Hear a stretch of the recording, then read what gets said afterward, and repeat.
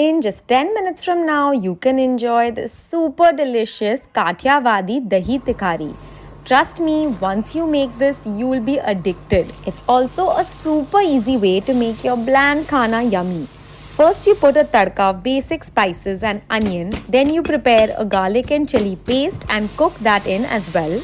Now add basic masalas and switch off the flame to cool down completely. Once cooled, add your dahi, mix it in well, and literally that's it. It's that easy. Full recipe in the caption below.